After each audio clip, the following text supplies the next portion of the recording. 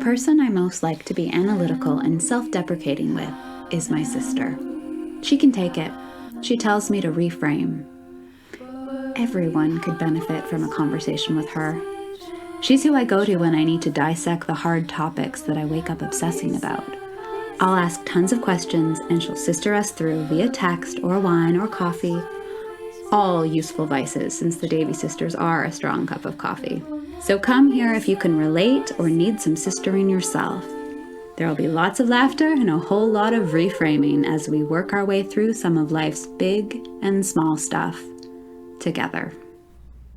Our guest today is best known as host of CBC's The Debaters. He is a multiple award-winning stand-up comedian and author of the book of letters I Didn't Know Where to Send, and most recently, Dad Up. Hey Steve, thanks for joining us on Sister On. Oh, hi. Thank you for having me. It's nice to be an honorary sister. How's your summer going? How was Montreal? And I'm not spying on you or anything, but I do know that your travel schedule is quite specific, thanks to my friendship with your lovely Nancy. Yes, well, I should point out we didn't go to Montreal. We went to Hudson, Quebec. Got to give it a shout out. It's the English part of Quebec, just beyond the border. So cool. Little easier for me to get around. Scarlett's good at French, but I'm not. That's your family? Is from around there? My wife's sister lives there, yeah. Okay, cool. And I wanted to kind of give Becca this little preamble because she doesn't actually know this piece, but it was actually Clifford, my husband, and Nancy who connected us at the very, very beginning, back when they spotted each other across a crowded room of the Early Learning Years Center and thought, I want that kid to be friends with my kid. And Scarlett and Frankie, our two little ones, have never really looked back. Which is pretty amazing. That's true. And I mean, Clifford's the only dad I've seen who literally carried his child on his back everywhere. He carried Frankie in a backpack everywhere. I know he did, didn't he? Yeah. That was like a very... It's dedication, I tell you. And it was like an image through the junction, actually. That's funny because lots of people remember that very specific picture. Oh, that's a riot. Oh my gosh. Okay, so it's really funny because our family, my family and my parents, we had a pandemic moment and we bought a farm. Wow. Yeah, we decided to be farmers. But so it's Prince Edward County, but in Picton, I saw your book in the bookstore in Picton on like front and center in the humor section. Lovely. Right there. And I was like, how does that make you feel? I'm a big fan of the county and Picton. I did a show out there a few years ago and brought Nancy and her family came from Quebec to watch as well, and we just went around to wineries. I actually got my mother-in-law drunk, and she had to have a nap before showtime, so it was a big moment for me. That's true. Wine in the afternoon, it does lead to the need for a nap. Yes. Okay, but so it's interesting because I do know you from listening to the Debaters. Actually, I listened to an episode this morning just to freshen up. It was the one in Nanaimo on gardening. You did so many seasons, so I don't know. Could you remember that one? I mean, not specifically, but I hope it was a good one. It was really funny, actually, and your voice is so distinctive. But so now you are also a writer. I mean, book writer. I guess you always were a writer. I mean, comedians are writers, but this is something new for you as you explore this new chapter of your life as a dad. Yeah, I did a book before called The Book of Letters I Didn't Know Where to Send. And that's a literary agent was in the crowd one night and I would read letters as part of my stand-up. And he just said, you should put those in a book, which should have occurred to me naturally, but it didn't. So having that literary agent has helped me get other, I don't really go out looking myself for opportunities to write things. He just kind of sees what we can do, and that's been great. This book was a little bit tougher to write than a bunch of letters because I had to do it in the middle of the night when my children were supposed to be sleeping. But it was so it's nice. It's a different muscle than stand up, but I like it. But this was kind of his idea for you, his suggestion that you go take a stab at another book. Yeah, no, he's always asking me what I'm working on, and that prompts me to make up things that I've been working on. Right. So this one was pretty organic because I had to write about being a dad because that's what I was experiencing mostly, and then the publisher just happened to be looking for a parenting book by someone that would have a little bit of a following. So it just kind of all came together, really. Okay, cool. That's a good, when it happens naturally like that. Do you want to read something? Like anything in the, Yeah, like the anything news? from the book? Or Oh, from from my the book. Just anything so we can hear your voice. No, specifically from your Oh, book. sure. You know what? I will read. I was trying to think. Nance told me you guys might want a reading, and then I thought, well, I've done a couple for a couple different places, but I've never done this one. And this cool. Okay. this story actually occurred in the Junction, so I thought I might as well. Oh, how appropriate. It's about bullying. But I like know this this one one. actually. I like yeah, this should ring true, I hope. Sometimes you have to deal with bullies the old-fashioned way, like the time Scarlett and I were at the local playground where lots of the neighborhood kids go. Most of the kids know each other, but there are always a few new faces. On this particular day, there were a handful of kids around, including one rather large boy who may have been 5 or 15. This oversized little guy had declared himself king of the castle and was standing at the top of one of the slides, not letting other kids go down or come up. Now, I know kids are not technically supposed to go up slides, but if you always abide by the rules, you'll always be letting the man keep you down. Man. Anyway, as several little children tried to get to the top of the slide, this little big bully would put out his arm to stop them. He wasn't punching or hitting, but he was pushing. Some of the kids were, this is a big story, it's over 2 pages. Some of the kids were starting to cry. I was getting ready to intervene. I intended to politely ask the little shit, if he wouldn't mind letting some of the other kids on the slide, when Scarlett took it upon herself to step in. She approached stealthily from behind the bully, keeping low to the ground, the default position for a 4-year-old. Then, when he was looking the other way, pushing other kids, she calmly but firmly kicked him in the arse. As a matter of fact, she kicked him in the arse hard enough that he flew over the slide and beyond the kids he had been pushing, landing face first in some wood chips on the ground. The other children cheered as they made their way to the top of the slide. The little bully, unhurt except for his pride, started to cry, making the wood chips he had landed in stick to his face. His mother, who had been sitting on a bench looking at her phone, oblivious to everything, looked up and asked, "What happened?" The bully pointed at sweet little Scarlett at the bottom of the slide and said, "She kicked me." The mom looked at Scarlett's smiling face and then at mine, realized the similarities, and said, "Your daughter pushed my son." To which I happily replied, "I don't mind." It was a lovely moment for all of us, except the bully and his mom, which somehow made it even lovelier. Now, I'm not saying that all confrontations with bullies can be solved with a quick-witted line or an even quicker kick to the arse. As kids grow older, they grow more sophisticated, and sadly these days, the bullies don't have to step away from their computers or phones to do the bullying. They do it anonymously online, the most cowardly type of bullying there is. I didn't realize we would have to start teaching Scarlett to deal with bullies as early as kindergarten. I was hoping she wouldn't know what bullies were for at least a few more years yet. But in reality, bullying starts early, and if it's not stopped in its tracks, it gets worse. So even though I'm a dad who grew up the youngest of 5 sons and am now raising 2 daughters, I'm going to make damn sure my girls learn the lessons that my dad taught me. 1, don't be an arsehole to others. 2, don't start fights, but know how to finish them. And do it with repartee wherever possible, or a firm kick to the arse when absolutely necessary. And the 3rd lesson is the one Scarlett taught me, that playground bully, and hopefully his mom that day. Never underestimate a little girl with a big smile and an even bigger kick. That's awesome. That's That's really good. I should have asked if I could use a couple of those words before I read it. Sorry, I didn't realize. Perfect. Pretty salty. Pretty salty. What is this? A sailor show? Yeah, well, Bring the salt. our We love podcast the is salt. new, so we don't. Oh, we good. Don't know if we don't know if we like those words. I think we do. Oh, okay. I think we're into it. That's really great, and I do love and the I don't mind, like your response. I don't mind. That's true. I didn't realize that. That's actually a callback to something Scarlett did to me when I told her not to okay. do Yeah, something. Earlier in the book. And she said, I don't mind. Is that about coming down the stairs? Yes, with the chair larger than herself. So That is a hilarious moment too, though. I don't mind. Yeah. I like it. That's great. That's a fabulous passage. Excellent story. cheers.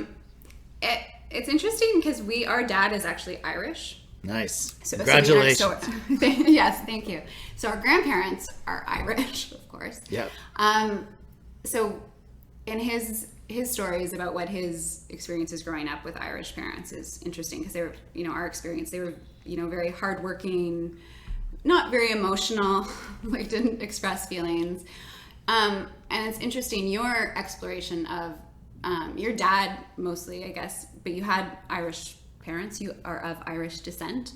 So we were curious about how much of your parenting, and you touch on this a bit in the book, is kind of a reaction to your Irish upbringing. Do you feel it's a reaction? Or, often parenting is a reaction. Maybe we don't even mean it to be, but we're trying to be different or trying to, the good things we're trying to do as well. I don't know if you could talk about that a little bit. I think in my personal experience, and it became very clear as I was writing the book that I sort of want a dad in a very different way than my dad did. Yeah. And it's really not a slam to him. It was a different time. And I do believe that in a lot of ways, boys have to be parented differently than girls. And I'm not trying to draw a system. I'm obviously all for girls included in everything now. As a young boy in the 70s, my dad, with 5 sons, didn't really think too much about how he would have parented a girl. I don't know. We never really had girls in the house. It was all boys, and I really feel bad for my mom looking back. It's a lot of boys. Yeah, it's a lot of boys, and I think that little things like just expecting that I would want to be into, activities like bike riding and all the different sports, and so many people don't think that maybe their girls will want to be involved in that, and why wouldn't they? Scarlett's went out on the Vine playground again near our neighborhood and just became this great little skater without me teaching her. Just on her own got the feel for it, and then boys were playing hockey one day and she wanted to play and they didn't want to let her play at first, and I gently convinced them to, and it turned out that she's one of the better players, and she loves hockey, and so I think that hopefully stereotypes are falling now, and especially when you watch things like the Olympics and the women vastly outperform the men. Yes. Yeah. If anything, the boys should have to come crawling for funding, and we should give it all to the women because they seem to be winning everything. So. Oh my That's gosh, true. yeah. Yeah. Hey, in chapter 18, you talk about, because I remember it very specifically, yeah. It's called The Kids Are All Right. And she's an academic, so I know. she can't put that away. It's just in No, you, I right? have to, in fact, I have page numbers. Of course you do. But anyways, here we go. So in chapter 18, though, where it's called The Kids Are All Right, you develop a little bit more about the sisterly dynamic, because obviously we've talked about Scarlett, but then Nora came along. Mm-hmm. And I was really struck by that because you described a point where Scarlett wrote a song for Nora, which was pretty wonderful. But even as Becca and I are sitting here as sisters doing this project together, and I'm the elder sister, and at the same time, and we can go down that road at many different points here where Rebecca has taught me many things. I'm wondering if you're already Nora becoming the wizened elder. Like, Nora or Scarlett? You mean Scarlett? No, Nora. Oh, Nora. I'm wondering if you're seeing any sort of like role reversal stuff in terms of Scarlett being taught something by her little doll. Oh, that's interesting. Right now there's enough of a difference, and they're so young because Nora just turned 2 that I think Scarlett can at this point still win with brute force in an argument if she had to. I don't want it to come to that, but that's certainly how my brother and I resolved everything, and it didn't go well for me for many years. But I think that Nora, I touch on the fact that she's just come out as less empathetic, and I mean that in a good way.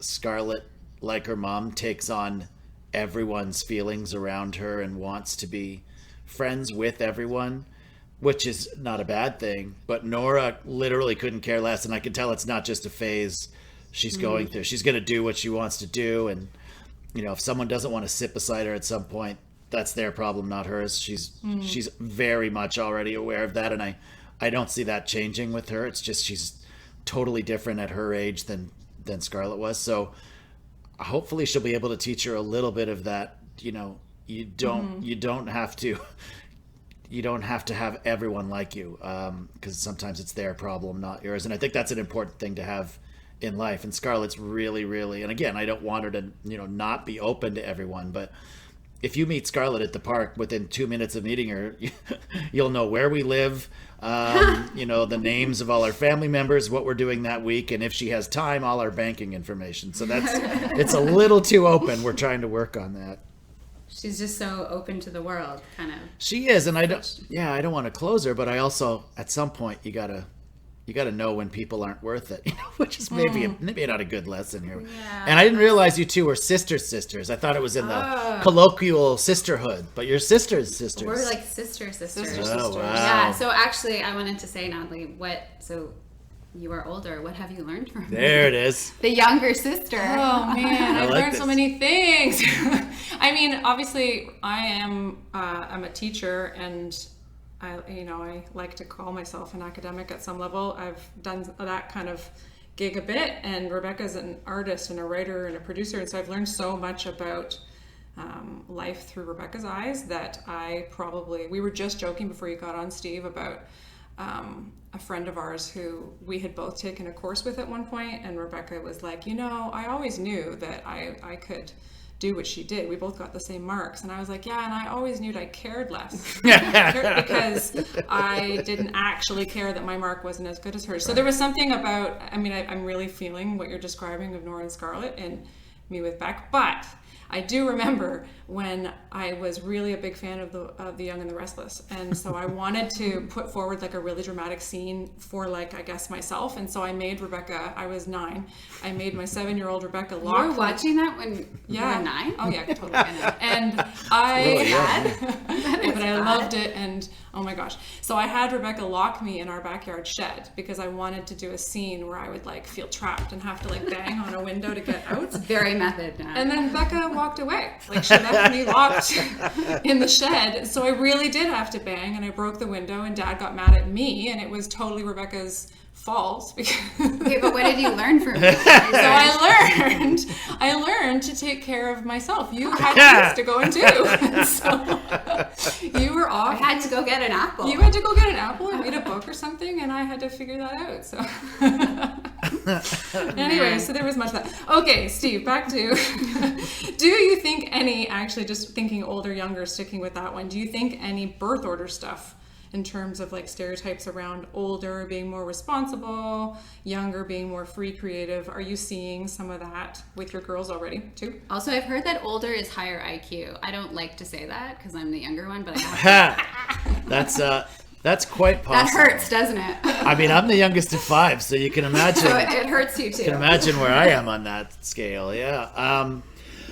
I don't know yet with Nora. Scarlett's very artistic and creative, actually. So I'll wait to see what happens with Nora. I've noticed that Nora is a bit more, and Scarlett's pretty athletic, but Nora, for whatever reason, just can kick a ball already. Is just doing things that kids her age aren't even normally interested in, playing catch for real, catching the ball and throwing it back. So I've noticed that. I don't know that she'll be, I think there's probably something to that. I'm a comedian, and I find that most artists of any sort seem to be the younger sibling for some reason. And my brother John, my oldest brother, is literally the most responsible person I know. So there's certainly something to be said for that. I think it's too early for me to tell with my girls who's going to go off on which path. Yeah. You could just label them right now. No, And really set them up for success. yeah, I won't do that. Like I will say that I will say that we went to a Discovery Center in Halifax before Nora came along, when Scarlett was about 3.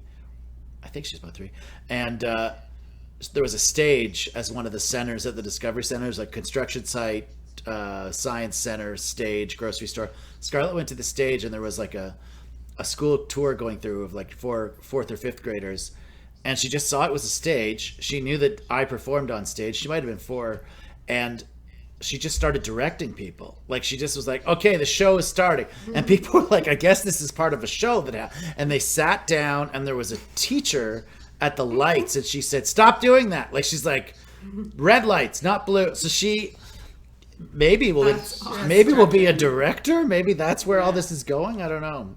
Right. Well, and having a lot of empathy, I think, is an asset as a director. I think so. Yeah. Yeah. I find this is kind of interesting, but so Nat is older, but I became the parent first. This is related to you thinking of yourself as an old dad. That you do talk about that in the book. But I find it interesting because I have an 8-year-old and a 12-year-old, but the 12-year-old, that makes me feel old. So it's like confusing. So I am the youngest, but I have the oldest child. So that makes, but yet I feel like there's also in society now, I think it's kind of cool to have young kids, but not old kids. So my question for you is, so you feel like an old dad, but you have young kids. So does that make you feel younger in a way? Like, if you follow my logic, and does that make you cool? Like, because you got young, like you're cool because you have young kids. Like, if you were an old dad with like a 15-year-old, that would like solidify your status, I think, as like old dad. But you have got like young kids, right. So does that make you feel cooler? Did I just like break open something for you that you can now be a cool dad? Cool young dad? Yeah, I've never thought of myself as cool in any respect. So I've given up trying, to be honest, which is nice. I mean, when I'm walking around the hood, I'm not cruising. I've got 2 girls and a dog, and I often, if my flip flops are the only things I could wear with my socks, I'm doing it. I get it now, Dads. We're not. Who are we trying to impress? Nobody. So there's less pressure for that. But I mean, I'm just chronologically an old dad. 50 with a 2-year-old is a pretty big gap. But it makes me want to be around a little longer and stay in shape longer. But I don't think there's a cool factor. I'm not really. You're not seeking that. Okay. I'm not. I will say that whenever, I guess it's true with a lot of kids, or maybe all kids, but like Nora just puts things on cool. Like we gave her a hat and she just put it on to a tilt, and I'm like, well, who taught? I don't know why she instantly looks cooler in everything than I've ever looked in anything in my life, and I don't know what it is. I don't know if there's an inherent coolness that came from Nancy's side, because it didn't come from mine. That's interesting though, because I wonder if there's less pressure on dads. Like, I feel like in the Instagram culture of mom culture is maybe puts more pressure, like the fact that I'm thinking of cool and like you don't worry about that so much. That either says a lot about me, or I think there's also like maybe it's just being a dad is more embraced, or like moms are anyway. This could be something to us. That's something we can analyze later, Steve. We're going to work through this, Steve, and you may show up in places where you don't even anticipate showing up. If you guys want to get into a debate, I can moderate it, but that's sort of another gig of mine. Moms need to be cool, or mom, Well, I do think there's more pressure. Sorry, Nat, to cut you up. No, go ahead. I do think there's more pressure on moms because, Nance has talked about times she's out at a store and Scarlett's, wearing whatever she's wearing. She's dressed herself. So it's, and other moms have commented like, oh, that's a lot of pattern or something. Whereas I've literally shown up to a soccer game with Scarlett without her soccer shoes, and people are just like, oh, good for you. You made it. You got her here. Got it here. Yeah. So I think there's different standards for sure. Yeah. And actually, I do appreciate that in your book, how you give so many kudos to Nancy. Yeah. Yeah. Shout out to the mom doing the The constant breastfeeding. Yeah, And all no, those things she's. that. I'm in awe. I'm in awe of moms of young children, especially since the last year there was no break from the young children. So that's Yeah. relentless. Yeah. Relentless is the Yeah. word. Yeah. Good word. Thank you. When I texted Nancy to kind of get ready for this, she actually sent back, "Oh, I'm so excited for this. I would love to do something with my own sister." And then she said, the girls have fallen asleep holding hands. Yeah. Which was just such a cute picture. But it made me wonder, and like, I don't know how you want to sort of ponder this for yourself, but I have heard dads talk about jealousy of like the bond between the mom and the kid, which certainly you actually sort of refer to the bond that Nancy has with the girls differently in the book. But what about do you feel like there might ever be a point where you might be jealous of, or have to navigate some big feelings of the bond between your two girls? Because at some point they're not going to need you. Like that I'm just telling you. I'll be jealous. Well, Yeah, for real. Steve, Because like, Rebecca okay. and I. oh, This is how we think. Yeah, it's All interesting. these really big. So I feel like I can see your face going, okay. sorry. What's It's what's the name of this podcast again? You're almost useless, right? Yeah. Thank you. But for real, Steve, this is like a thing, and you might have to sort of, prep your brain for this. Right. Can you talk to us about your feelings of jealousy? I mean, it's funny because literally just this morning I dropped Scarlett off at a synchro swimming lesson that she's never been, like she had done some before. This is a new place I took her to, and they said drop off the kids, but she's younger than most of them. So I was waiting outside with her, and all the other parents left except for one other parent, and Scarlett kind of looked at me like, why are you still here?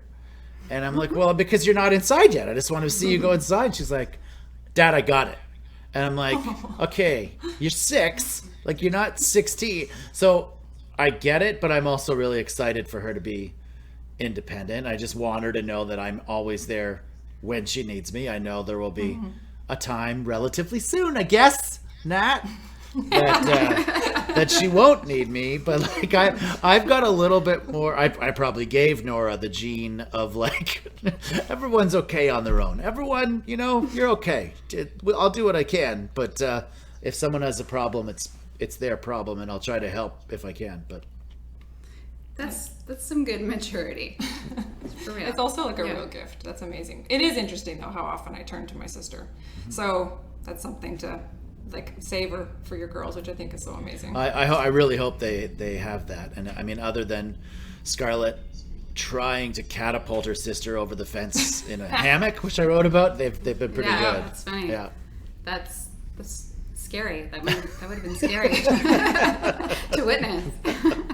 So are you like, would it be your worst nightmare if one of them wanted to be a comedian? Like, would you just, or you would be like, do you hope one of them goes into the arts, or you no dreams that way, one way or the other? I mean, sports, baseball player. Well, I just like, do you have anything you know, if they did that would be so satisfying? Or I mean, I think they could do whatever they want. Selfishly, I'd love it to be something I can watch, whether it's Right. whether it's athletic or performer. I'd love to just be able to be, in the audience, cheering them on. Which I guess I could still do if they're surgeons. They have those little theaters in this Those booths, operating. According to Grey's Anatomy, they have those spaces. Yeah, so. I want them to be on Grey's Anatomy. I figure it'll still be running 25 years. it will be. Yeah. It will be. Actually, yeah. Just Y&R is so. well, you and Y&R. Yeah, I've got questions about Victor Newman, but I'll say Victor, I know. Me too. like he was Nikki. He was It was all Nikki for he me. was already like a Sharpay when I was watching. What is his face? Just one wrinkle with a little bit of eye now? I don't know. It's a lot of tan. Oh my god. That's so funny though. Yesterday I was in Thornbury, Ontario, and I went. If we're gonna drop names, Where were you in Ontario? And we were at this farmer's market, and it was so sweet. Like, this guy was singing with his guitar. He could have been in his late 30s, maybe early 40s, and his lyrics were like, I like you and you like me, I like you and you like me, and it just kind of those repeated lyrics on and on and on. So it was like, oh, that's You know, if you were 20, that would seem cooler.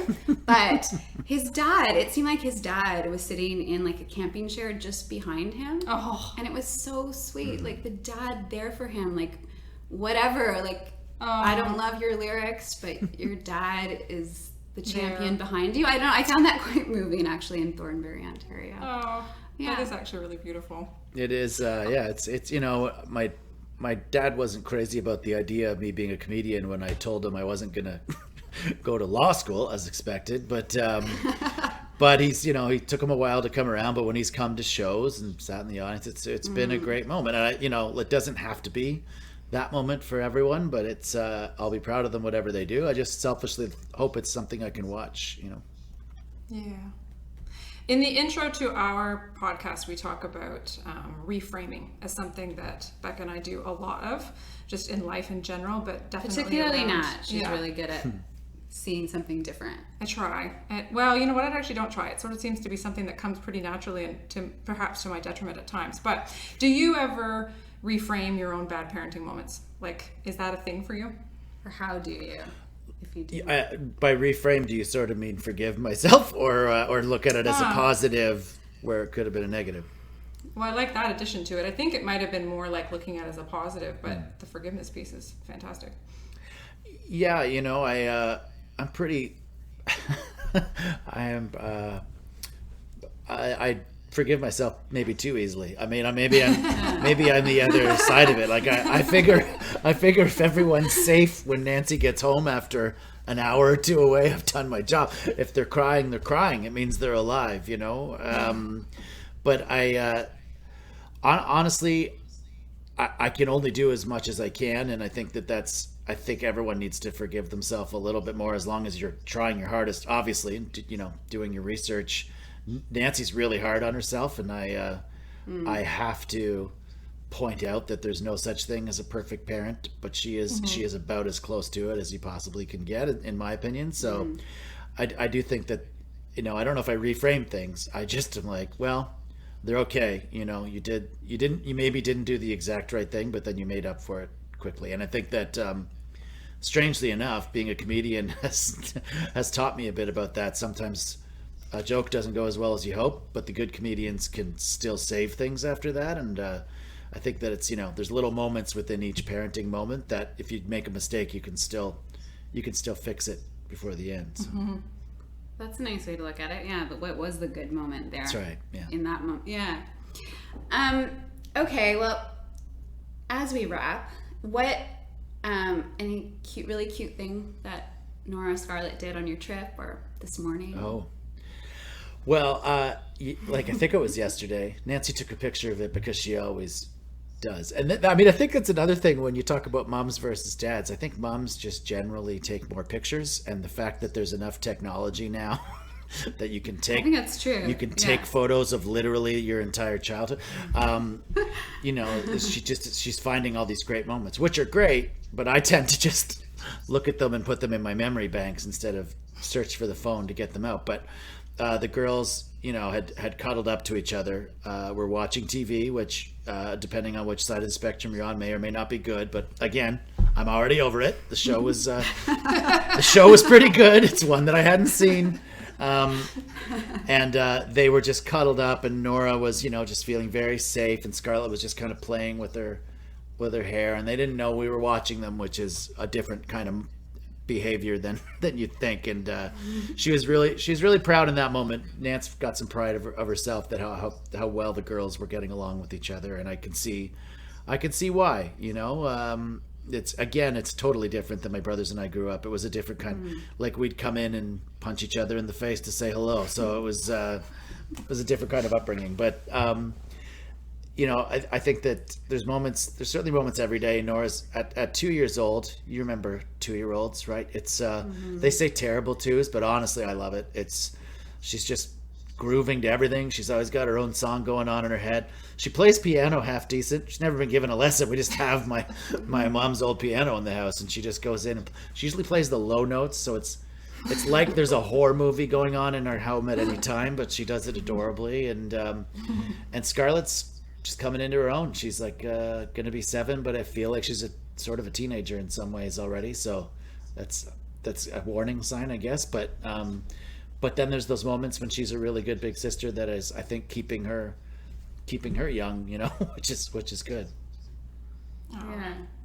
Well, Becca picked up Dad up Oh. in Picton, supporting a small bookstore there. Cheers. And I picked up Dad up in Type Books here in the great, Junction, great. so also supporting a small bookstore do. here. So we are Encourage people listening. Yeah. To read about the dad experience. Yeah.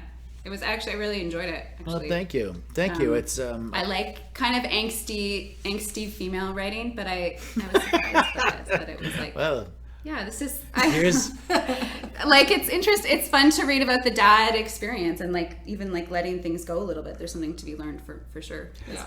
women, mothers, like obsessing, like we don't have to. yeah, do that. but I do. But I mean, I just hope that, you know, every dad realizes how good he's got it when he's got a great partner. I think that I would really be. I honestly don't know what I would be trying. You know, Nancy's dad. Unfortunately, her mom passed away when she was 3, so her dad had to do it largely alone, and he had a lot of support from immediate family, which I don't have in the city. So, I mean, it was, you know, I'm just really, really thankful that that my girls have a great mom, because it puts a little less pressure on everything I do. I'm not trying to set a record for screwing up, but I mean, I've, you know, when you do screw up, you know, there's someone there to fix it. Yeah, and I counted. There were a lot in the book. Screw ups? Oh yeah. Yeah, there's at least 3 per chapter. There's 30 chapters. So. Steve, thanks so much. We really, really appreciate you hanging out with us. Thank you for having me, and Yeah. it's nice to put a sister face to the name. Yeah. Sister on. Nat, where does it come from? Oh, In case- it comes from Keep Calm, Carry On. Huh. Sister I like it. Was that obvious to you? I think Was it obvious to you? I Or literally just to us? just found out you two were actual sisters in this podcast. How could that be obvious to me? Now, I mean, Okay, now I get I just need some validation that my... Now I get it, of course, but subconsciously. right. Was it No, obvious? I mean, but I'm not a bright person, so I'm sure to fellow academics and females who are generally smarter than men, it's perfect. Thank you, Steve. We really Thanks a appreciate lot. you. And say hi to Nancy and the For girls. sure, we'll see you in the hood. Okay, Bye. talk soon.